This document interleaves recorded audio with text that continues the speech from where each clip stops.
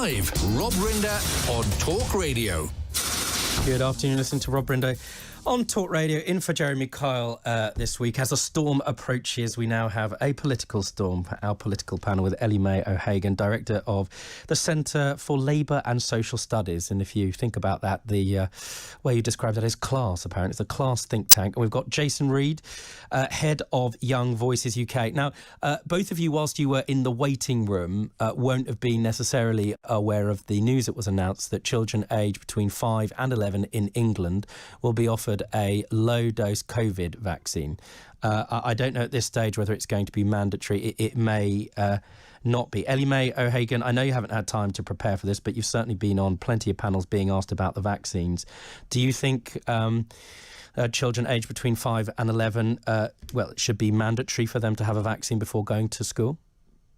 I don't think that that's what's being proposed, so I don't really want to debate a hypothetical. I think we should actually discuss what is being suggested, which is that it will be a non-urgent rollout, right, and the emphasis will be on parental choice. And that, to me, seems about right, because actually it is quite normal for children to be vaccinated. I was vaccinated as a child against several diseases, and that's considered to be, a normal part of the way that we do public health in this country. And I think it makes total sense that we add COVID into the mix, given the 2 years that we've just lived through, and also given how likely it is that transmission happens in schools. So I think, it's fine. And I think the fact that they're taking it slowly, they're allowing parents to make the ultimate choice, I think is the right way to go. Jason Reed? I'm afraid I've lost all trust in this government on this stuff. 1 minute we're going to have vaccine passports, the next we're not. And so the issue is that offering a vaccine to children of this age can very, very easily then become overriding parental consent, and then there's a mandatory vaccine requirement for going to school, and so on and so on. And it just it makes me pessimistic that this is never going to end, that we're going to have continually these rolling new restrictions coming in.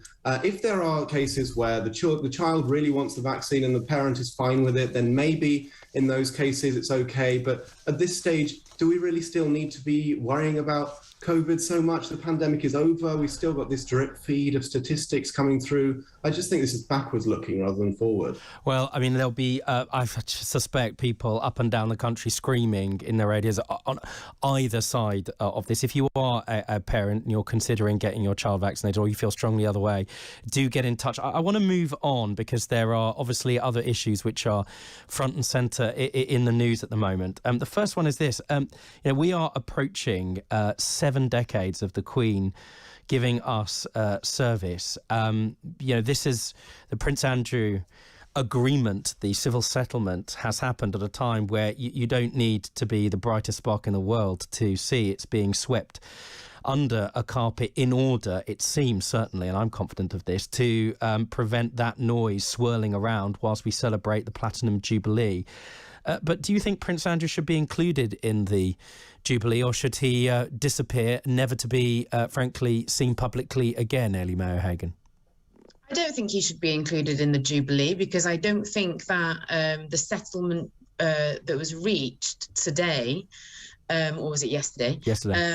Yesterday, suggests that he didn't do what he was accused of. And I think it sends a terrible message to the public if someone who is accused of those acts can just dodge the bullet and then end up being revered on a public platform with the monarch. I think that's a terrible message to send. So I think he shouldn't be involved in that.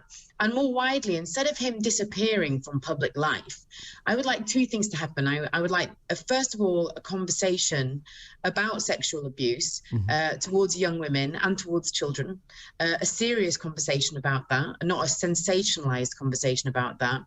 And I would also like a bit of a review into the royal family's finances, because I found there's not much transparency here in terms of where the settlement money is going to come from. Is it going to come from the taxpayer? How much money is it? I think these are questions that the public is entitled to ask. Ellie, but I want to go to Jason. What's your third? You had 3 points. What's the third point? Mine? Yeah. Oh, I think I said 2. I meant 2. Okay. Jason, can I just say, I'm going to put that to you because Ellie Mae O'Hagan makes a valid point. It's one that people are concerned about. No doubt you have a view whether Andrew should disappear to wherever it is. But doesn't this expose the royal family, especially the Queen, to real questions? If there is a £12 million settlement and some of that money has come from the Crown, aren't we entitled to know? And doesn't that really have an effect, not just on Prince Andrew, but on the royal family as a whole?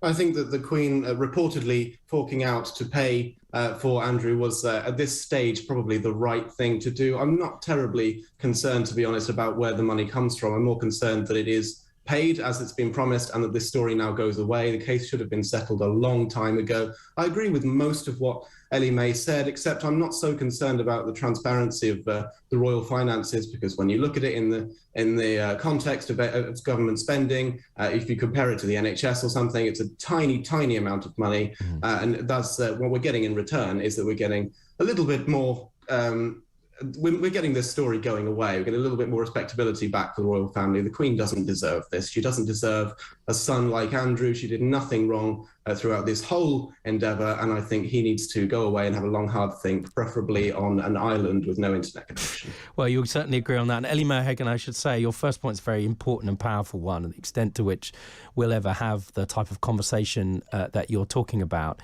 It's not one conversation, it's a conversation that needs to take place in schools, it needs to take place in institutions. You know, it would be wrong to say that conversation had not started. The question is how it's continued and how we find a way of making it safer for women in society in general. Moving forward, there's a question that I have to ask the two of you. It was a really interesting one, post-COVID story. It's not about vaccines for a change. It's about how the lockdown has shaped, affected and recurated the way that we work. And there is one suggestion: we should move to a 4-day work week and follow the lead of Belgium, who have started to do this. At the same time, as you know, there's also a big movement for people to be able to be flexible working and working from home, because it clearly, my emphasis, nobody else's, functioned during lockdown. Do you look at the Belgian model, Ellie Mae, and think that's a pretty good thing to follow? And is it time that people are entitled to work from home, and should that be the model that we use moving forward? Yeah, so CLASS, the think tank that I run, we are in favour of a 4-day week, and we actually are doing some work at the moment with the think tank Autonomy, which has been pioneering 4-day week in this country and in various other countries, with lots of research. And we are strongly in favour of it. And I like to call it, instead of a 4-day week, a 3-day weekend, because I think that tells you what you actually get out of a 4-day week, which is you get more leisure time, you get more time to spend with your family and friends, Ellie Mae, to do the things that you love. Ellie Mae, I'm talking over because there'll be people, me included, going, why isn't this just a DOS's policy? You know, we have a productivity problem. You know, the reality is, we have a low-wage economy. Talk to me about wages, but don't talk to me about more time off. Who does this benefit? What's the upsides of this policy? Well, it benefits everybody who works and who would like to spend more time with their families. It doesn't just benefit DOSers, it benefits people who work really, really hard and deserve some time off. And actually, the 4-day week does not involve a reduction in pay. What we're proposing is that it's a 4-day week with the same amount of pay. And you know, I spent let me be clear. Less work for more money. I'm in. I mean, who's not? What's not to like? It really is. Well, what's not to like? Jason Reed may say the economy's not to like. Will these billions in productivity? I may be wrong, Jason Reed. I certainly like it, but you know, I'd love a 3-day weekend. Who wouldn't? Can I just answer that? I know it's Jason's turn to speak. I'm sorry, Jason, but I just want to just answer that specific point, which is that research has shown that a 4-day week actually improves productivity, because one of the problems that we have in this country is people working loads and loads of hours and being extremely burnt out, and that reduces productivity. So actually, if you give people more time to rest on their days off, if you give them more time to themselves, they're just better at work. You know, people would do more. Your suggestion, just to be clear, is that people would do more in 4 days than they would in 5 if they had a 3-day weekend. If they had more time to rest and more time to recalibrate, then yes, the days that they are at work are more valuable. Jason, you in for this? Not at all. I think a 4-day week is a fantasy. If we're going to have a 3-day weekend, why not a 4-day weekend and then a 5-day weekend? all it's going to do is make work more stressful. It's going to be worse for our mental health because we have to do the same amount of work in a shorter time period. Well, that's not your best point. Sorry to interrupt you, Jason. Respond to Ellie Mae's point. Her policy is that she doesn't want a slippery slope. She made it quite clear that it's a 3-day weekend because she's done the maths and the research, and her think tank has looked into this and come to the view that you can be as productive in 4 days as you can in 5 if people have got sufficient rest time. What's wrong with that policy? It's not a slippery slope argument. What's wrong with that particular policy? I don't think it is true that you can be as productive in 20% less time. I think it's fantastical. Of course, it's already possible if the employer and the employee both consent. It's already perfectly legal to have a 4-day week. But the reason that the vast majority of employers haven't done that is because it doesn't work in practice. It will result in less productivity. It will definitely result in less investment in this country, because why would you set up a new company in a country where you've got a rule like this, where the employee can just demand even more time off in addition to the weekend? I don't think it makes sense in an economic sense, in a productivity sense, a mental health sense. It just doesn't work in any way. Ellie Mae, can we talk about that sort of mental health issue and also the benefits of being alongside one another? And this is partly a hangover and continues to be a problem as a result of lockdown, but also something this policy might, I suspect, create, which is that people aren't working in offices. So if you're off on a Monday and I'm off on a Friday, we only have Tuesday, Wednesday and Thursday to work collaboratively with each other. And a lot of young people, especially in corporations, in various industries, say they need that capacity to work alongside other people, not just for their mental health, which is one part of it, but also because it's really important for creativity, to be able to speak to mentors, to grow in whatever it is you do, to be in the same space as each other. That's quite a problem, isn't it, Ellie Mae? Just quickly before I answer, I just want to mention that Autonomy have done the majority of the research on the 4-day week. I don't want class taking credit for another think tank's work. Don't worry, I'm sure they won't sue you, Ellie Mae. You've made that clear, don't worry. I just want to mention that. So at class, we're still working from home at the moment, and we are talking about going back to the office. And I think we probably will have 1 or 2 mandatory days. But I think for us, at least in our workplace, the ideal is the hybrid model. So that working from home becomes something that's allowed and encouraged, but it's not the default, and actually some time in the office is also possible. Because I do agree with what you're saying in workplaces, particularly workplaces that involve some kind of collaborative working or creativity. Right. Being alongside each other can be really beneficial. Yep. But on the other hand, for example, women with caring responsibilities, it's much more beneficial for those workers to be given flexibility. So for me, I think a hybrid model is the best approach to make sure that people can from a diverse range of society can work, but also that we do get to spend time together. Now, there's so much to get through. And on the money, Talk Radio. Good afternoon, listening to Rob Rinder, in for Jeremy Kyle here on Drive Time. Now, we were in the midst of our political panel. Ellie Mae O'Hagan, Director of the Centre for Labour and Social Studies, CLASS, the think tank, and Jason Reed, Head of Young Voices UK. Now, before the break, I was about to ask you about this school that's banned meat on its menu. Ellie Mae, is that the choice of a school to make or the choice of parents? Well, the choice for parents is still there because the school has taken meat out of school lunches, but parents can send their kids to school with a big T-bone steak every day if they feel like it. So actually, they've retained parents' choice. So it is still up to the parents. Ellie Mae, that's a challenging one. I mean, you're not taking a T-bone steak in. It's not quite choice when you go to school. No, but you know the point I'm making. I'm saying that meat hasn't been banned. And let me just say this. I go on the radio all the time and I get asked about a story like this every single time. The woke mob has done this. The woke mob is taking this away from our children. And most of the time I look into them and they're just not true. And, we've done research on this particular thing. Where has this idea of the woke mob come from? We've looked into this at class. And I'll tell you where it came from: the government. And so I want to ask the question to your listeners, why? Yes, the government are the ones that first started talking about the woke mob that's threatening our British way of life. No, I get all that. And I did the research on it, and we found that that's where it's coming from. I can share the research with you if you'd like. Jason, and I think I don't have time to share your research, but ask your question quickly. this is what I'd like to ask your viewers to consider, is why is this idea of a woke mob that's threatening our way of life that usually isn't even true, why has that become such a big part of our politics? And I would suggest that it's because the government doesn't want us to consider what we have in common. You know, we have so much in common. And actually, you've asked a question, which you're now answering, which I have to say I might partially agree with you about.